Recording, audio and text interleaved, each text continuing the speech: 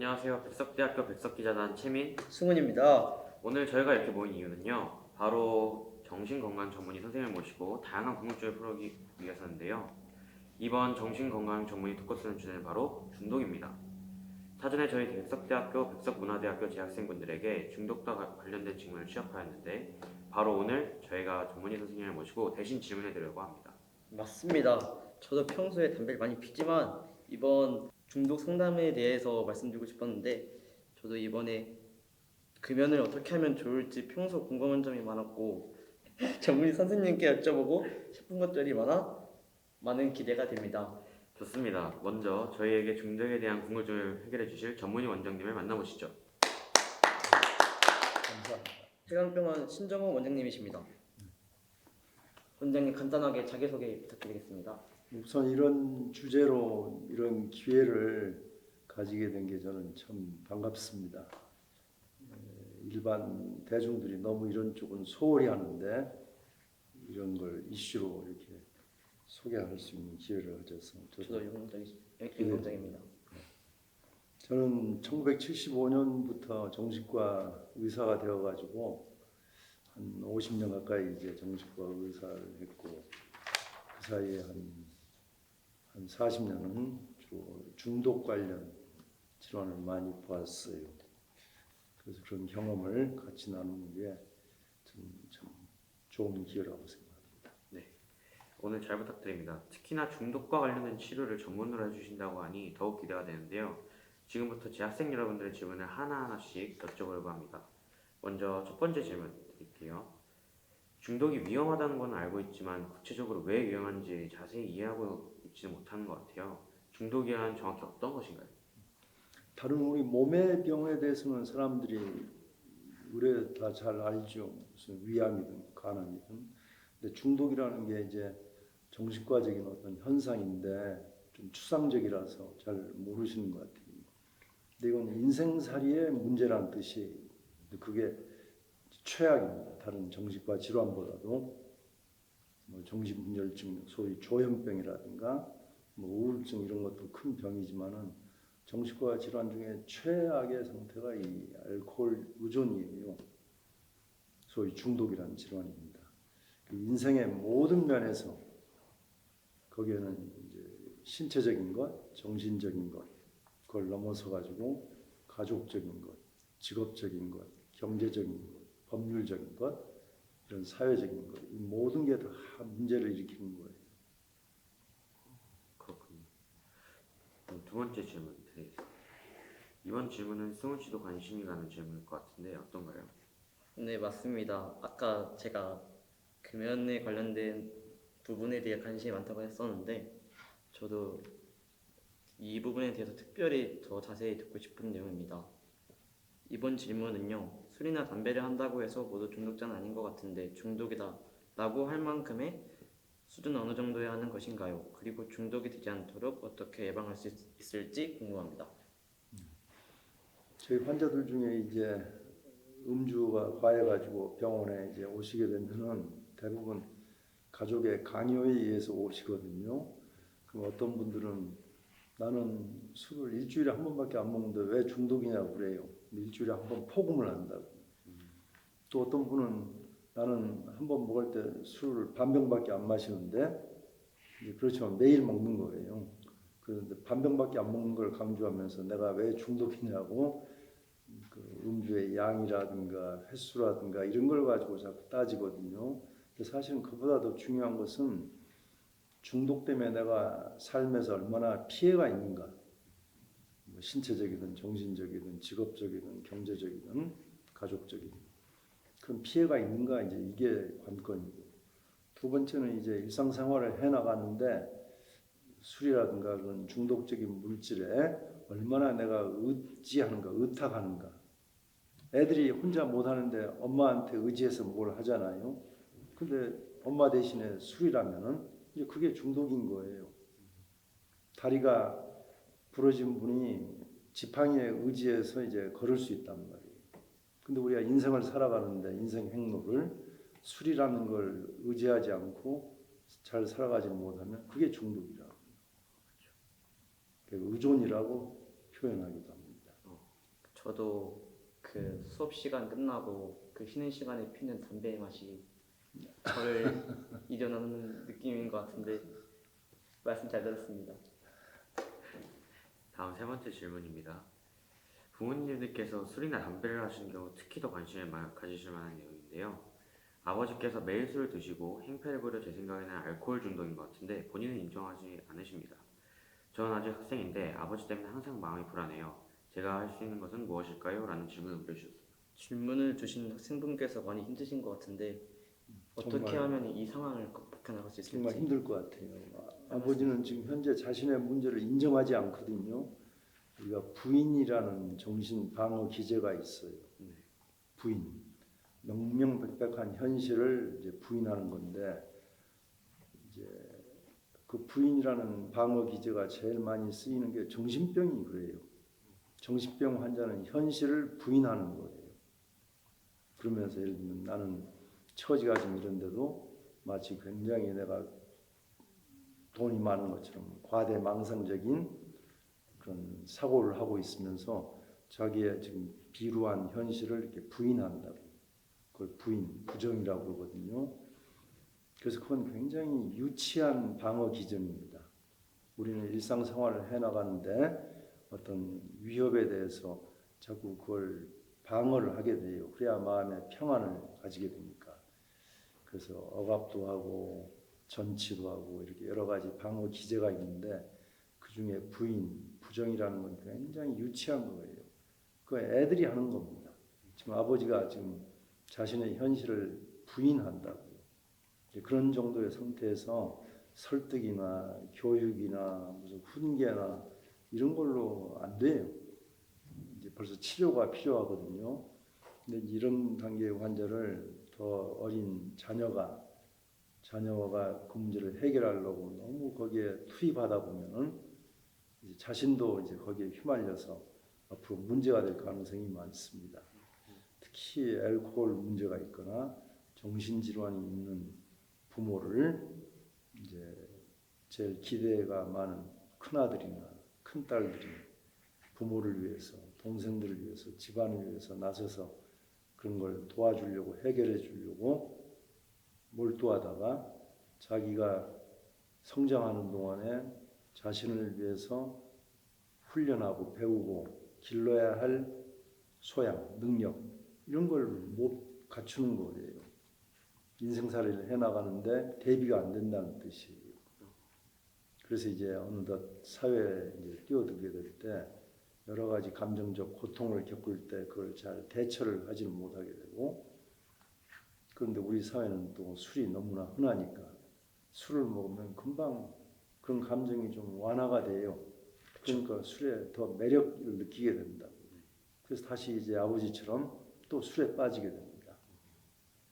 그런 걸 이제 방지하기 위해서 제일 먼저 할 일은 그런 아버지 어머니하고 나하고는 분리된 개체라는 걸 좀 받아들이는 거예요. 내가 아버지의 부모의 부속품이 아니라고요. 아버지는 아버지고 나는 나예요.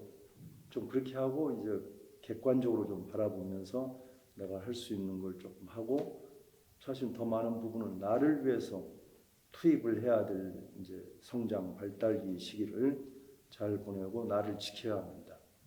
내가 아니면 안 되고 이렇게 생각할 필요 없어요. 내가 오히려 이렇게 거리를 두고 있을 때 그 대안이 또 다른 데서 얼마든지 생길 수 있다고요. 그래서 제일 먼저 할 일은 아버지를 어떻게 할까요? 그거가 아니라 내가 어떻게 할까요? 나한테 초점을 맞춰야 할 것 같아요. 내가 우선 더 건강해져야 합니다. 그런 환경에서.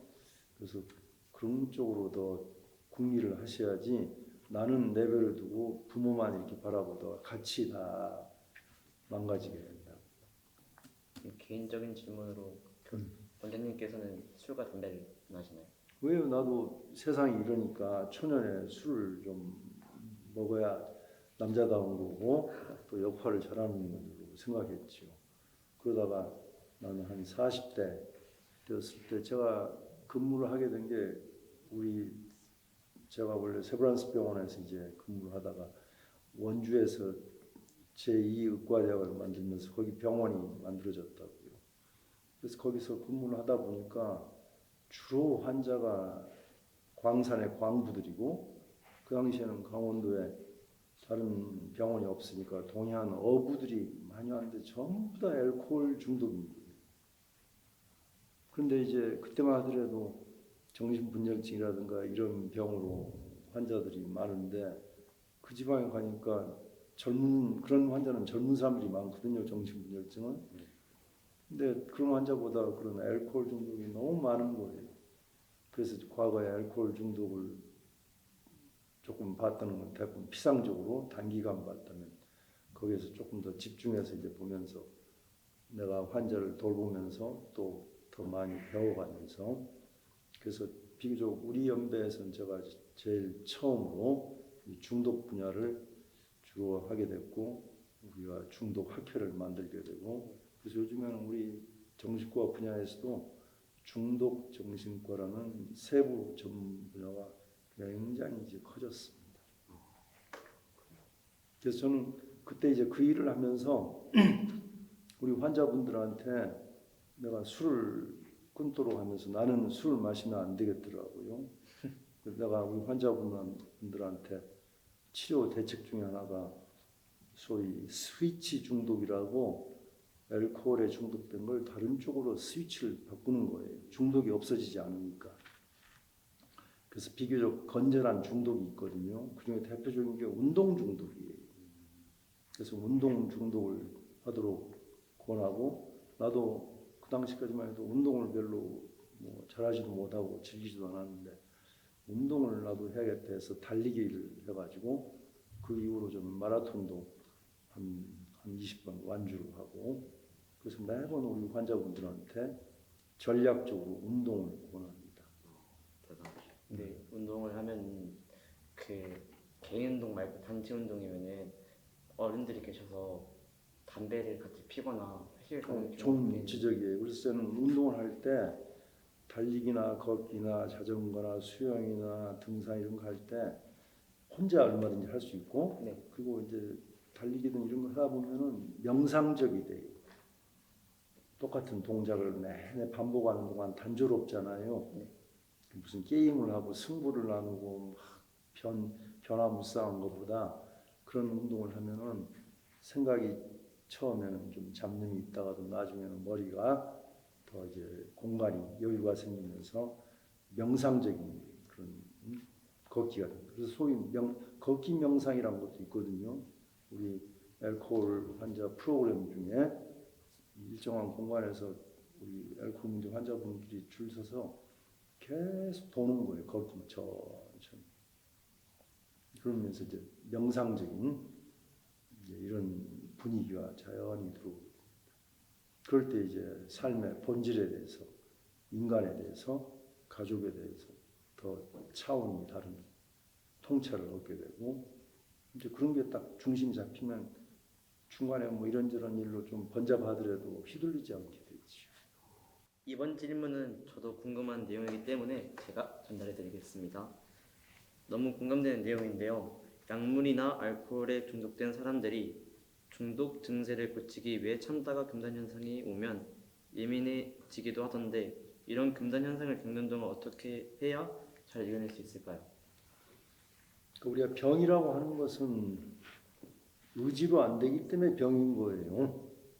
그래서 예전에 금주법 시대에 처벌을 한다고 그래서 이제 그 처벌이 무서워서 내 의지로 이제 안 해야겠다고 할 수 있으면 병이 아니지요. 마찬가지로 금단 증상도 의지로 해결이 안 돼요. 담배를 피우고 안 피우고 의지만으로 안 되는 것처럼 맞죠. 술도 그렇고 그 금단도 마찬가지입니다. 생물학적인 현상이거든요. 결국 뇌에서의 신경 전달 과정에 문제가 있기 때문에 금단 증상이 생기는 겁니다. 그래서 그것 때문에 신체적으로 뭐 손이 떨린다든가 이런 신체 증상도 있고 감정적으로 굉장히 불안해진다든가 두려워진다든가 헛게 보인다든가 이런 식으로 이제 지각장애 이런 것도 있고 사고의 장애로 망상 같은 이런 것도 있습니다. 그건 어디까지나 뇌에서의 생화학적인 작동의 문제거든요. 어디까지나 약물을 이용한 치료를 해야 되는 거예요. 그런데다 이제 지각이 너무나 이제 금단한테는 민감해지는 거예요. 지각이, 모든 감각이. 예컨대 우리가 술을 드시면은 화장실 간다고 일어나다가 부딪혀가지고 멍이 들어요. 그래도 아픈 줄 몰라요. 통각이 마비되니까. 거기서 술자리에 보면 다 시끄러워요. 왜냐하면 청각이 약해진 거예요. 소리가 잘 안 들려요. 내가 안 들리니까 목소리가 커진다고요. 그래서 술집에 목소리가 막 큰 거예요. 맛이 없으니까 자꾸 음식이 반찬이 맵고 짜고 뜨겁고 기름지고 술도 독해야 돼요. 감각이 둔하니까 그래요. 그래서 모든 감각이 둔하니까 지각이 떨어지거든요. 근데 이제 어느 날 금단이 돼요. 그러면 반동으로 너무 감각이 예민해져요. 아, 그래서 조그만 소리에도 너무 민감하게 되고 천장에 빗물이 새서 무슨 얼룩이 쓰고 무슨 벌레처럼 보이고 벌레가 달라드는 것 같고 밖에서 바람 소리가 들려도 무슨 괴물들이 막 울부짖고 나를 쫓아오는 것 같고 이런 식의 지각이 확대가 되니까 너무나 불안하죠. 제가 담배를 금연했을 때처럼 상황이 비슷한데요. 그래서 이제 그때는 가능하면 자극을 줄여줘야 한다고요. 모르는 사람이 왔다 갔다 하고 불안한 거예요. 잘 지각이 안 되니까. 그래서 정말 편한 익숙한 사람이 옆에 있고 소음이나 이런 불확실한 자극이 없도록 불도 좀 환하게 해서 명료하게 이런 식으로 해가지고 쓸데없는 자극을 줄이고 어디까지나 처음에 약이 필요한 겁니다. 그래서 이제 그런 시기가 수 같으면 한 3일, 4일 그때가 이제 최악의 날이에요. 그리고 그 이후에 서서히 한 일주일 지나면 조금 금단이 없어지고 심한 알코올 의존 환자들. 그래서 이제 그 금단은 의지로 본인이 뭐 참아내고 안 된단 말이에요. 옆에서 좀 도와준다고 안 됩니다. 어디까지나 약물을 중심으로 한 의료적인 그런 도움을 받아야 돼요. 아쉽지만 벌써 마지막 질문인데요. 중독을 치료하기 위해 정신건강 전문의를 찾아가는 경우가 많은지, 그렇다면 어떤 식으로 치료가 이루어지는지 궁금합니다. 그래서 이것도 아주 중요한 질문입니다. 그러니까 중독을 단지 의지로 또는 가족이 좀 도와주면 될 걸로 무슨 설득이나 교육으로 그런 게 안 되는 굉장히 어려운 병입니다. 암이 어렵기 때문에 수술만 한 게 아니잖아요. 방사선도 하고 약도 하고 뭐 항암제도 하고 호르몬 치료도 하고 한약도 하고 기도도 하고 다 하잖아요. 알코올도 마찬가지입니다. 할 수 있는 걸 다 해야 되는데 그래서 이제 제일 중요한 건 저는 가족의 도움. 가족이 효과적으로 도와드려야 돼요. 근데 대부분의 가족들이 평생 술 못 먹게 한다고 했는데 결국 실패해서 병원에 온다고. 그러면 그 가족들이 뭔가 잘못하고 있다는 걸 알아야 되거든요. 그래서 가족이 먼저 알아야 돼요. 왜냐하면 이건 단기간에 끝날 일이 아니고 언젠가는 가족들하고 생활하면서 계속 술을 끊어가야 되는데 그 가족이 모르니까 얼마 가면 술 끊다가 또 재발해요. 집에 가면 재발하는 게 많아요. 가족이 술을 끊게 하는 도움이 되는 게 아니라 술을 다시 먹게 하는 촉진자가 된다. 그래서 그 보호자가 제일 먼저 깨우쳐야 합니다. 그건 전략이에요. 그래서 환자 본인으로는 맨 처음에 이제 금단을 잘 겪어내야 합니다. 금단에서 살아남아야 돼요. 그러고 나서 이제 금단이 없어진 다음에 술로 생긴 정서적인, 신체적인 후유증을 치료해야 돼요. 그래서 거기에는 술로 인해서 유도된 불안장애, 우울장애, 수면장애, 또 성격장애, 성기능장애 이런 것들을 이제 치료하고 또 한편으로는 술로 인한 여러 가지 신체 질환들을 스크리닝 해가지고 각종 신체 질환들을 찾아야 돼요.